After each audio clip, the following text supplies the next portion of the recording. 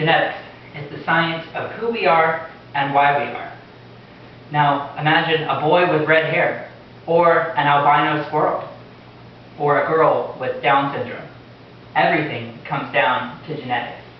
Hi, my name is Seth and I'm a student of biology and nursing at Pensacola State College.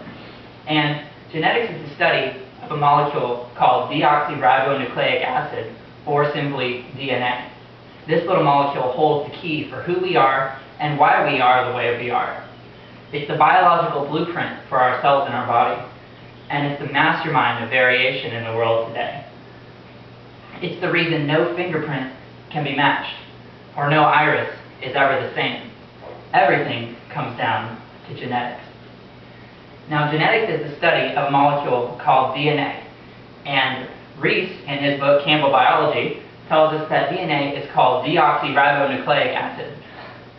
And the building blocks of DNA are called nucleotides. There are 4 nucleotides, including adenine, guanine, thymine, and cytosine, or simply A, G, C, and T. Now, these 4 nucleotides come together in sort of a double-stranded helix model that looks very similar to a twisted ladder. The T binds with the A, and the G binds with the C. And this is how DNA is stored. Now, DNA is very versatile. It can be compacted and stored into a tiny little vacuole in the cell called the nucleus.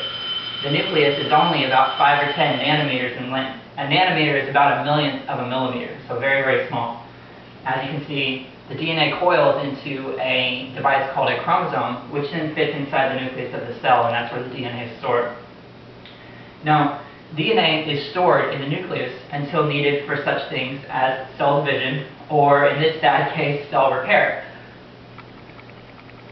Elaine Marriott, in her book Anatomy and Physiology, tells us that DNA is the blueprint for our cells. The 4 nucleotides serve as pieces of a genetic code, and when these nucleotides are placed into groups of 3, for example, ATG or GGG, some code, they code for an amino acid. An amino acid are the building blocks of proteins. So by stringing out nucleotides, you therefore string out amino acids, which therefore makes a protein. And as you can see, the genetic code has been decoded, and for example, if we take GGG, that codes for the amino acid glycine, which then fits into the grand scheme of a protein. Now, errors in this nucleotide sequence are the reason for genetic diseases. If you change the nucleotide, you have to change the amino acid. If you change the amino acid, you have to change the protein. And if you change the protein, you change the structure of the body. An example would be sickle cell. If you change one amino acid in the hemoglobin molecule inside a red blood cell, it causes the whole molecule to sickle. And sickle cell is very common among African Americans. It's a deadly blood disease. Now, Henry Gray, in his book Gray's Anatomy, tells us that DNA is passed to offspring during procreation. Half of the genetic material comes from the father, and half comes from the mother. By mixing and matching these chromosomes in the DNA, you get a ton of variance across the world. So, let's say 46 represents the total number of genetic material in a cell. 23 would come from the father, and 23 would come from the mother. And when these 2 reproductive cells unite, you form a child.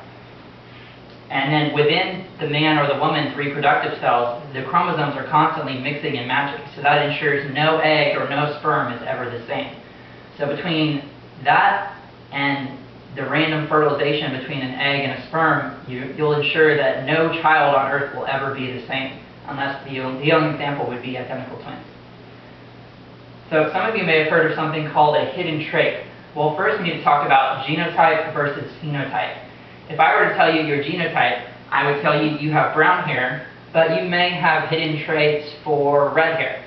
However, if I were to tell you your phenotype, I would simply tell you that you have brown hair, because that's actually what you have. Now, genetic probability can be determined by a little device called a Punnett square. For example, let's say the capital A represents brown hair, and the lowercase a represents red hair. Well, brown hair overshadows red hair. So we have 2 parents.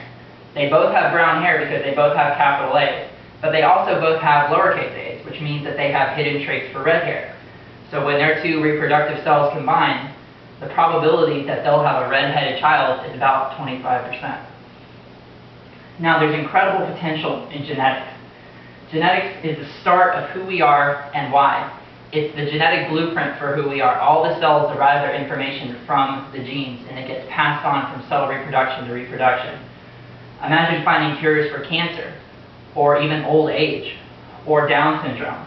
Everything comes down to this little molecule called DNA. Everything comes down to genetics. Good job.